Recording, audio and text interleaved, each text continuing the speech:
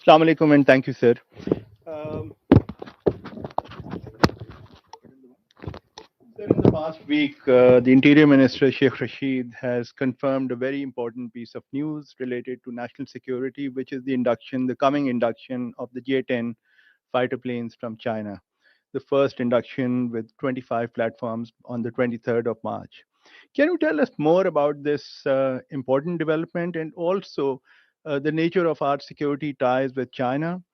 What does this event signify in terms of going forward? Are we going to be getting more advanced fighter planes from China, more J-10s?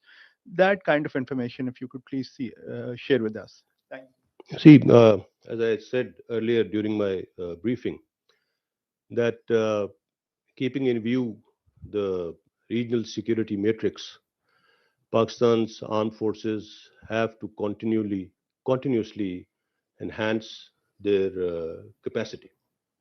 So this is also an exercise in capacity building.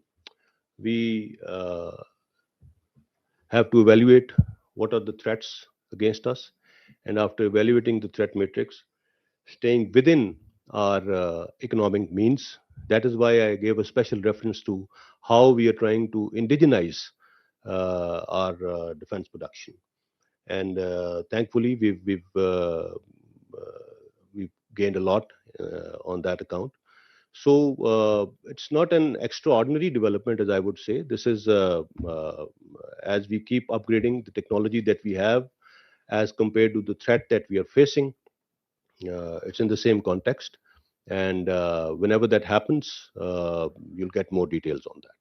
you. So 25 platforms for now, but more to come later. Is that what you're saying? I really can't confirm anything to you on that account, but yes, this is a step to upgrade our Air Force fleet and get the best possible technology available, because we know what kind of technology is being acquired on the other side. And I said that our adversary is continuously procuring latest equipment in on one pretext or the other. And I also said that any conventional imbalance in this region is very dangerous, and that is something that is going to lead us into a race for procuring more equipment. But Alhamdulillah, Pakistan's armed forces are absolutely uh, ready, and with whatever equipment we have, we are absolutely ready to take on any threats.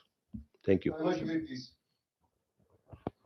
Thank you so much, sir. Saima Shabir from Arab News. So my question is, as you have mentioned about military exercises, so in February, Bahrain has extended an invite to Pakistani military forces to join Pakistan in military exercises, which is going to be held in Bahrain. So, has Pakistan decided yet to join the military exercises going to be held in Bahrain uh, in February next month? Which exercise is this? Are you Sir, talking? military exercises. I'm not aware of this exercise, but we continuously keep participating in different regional military exercises. And if there is an invite of that exercise, I'm sure a decision will be taken very soon.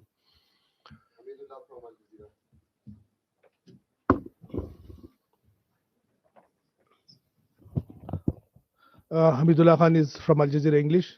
Sir, Al Jazeera English. Sir, my question to you is regarding the Pakistani Taliban status. They already announced that there is no peace talks with Pakistan government and the military anymore. So, what is the status now? Is it ongoing? The ceasefire is on or it's ended? Well, you know that the ceasefire it finished on the 9th of December. And as far as uh, our talks with the TTP were concerned, uh, they are on a hold, and the operations are continuing. Uh, it was a confidence building measure taken to actually uh, go into talks with these violent non state actors on the request of the Afghan government, that the current Afghan government, who wanted, because after the after 15th of August, this was a requirement given by the government of Pakistan to the new interim Afghan government that uh, TTP should not be using Afghan soil against Pakistan. So it was in that context that they gave this option that they would bring them to the table and make them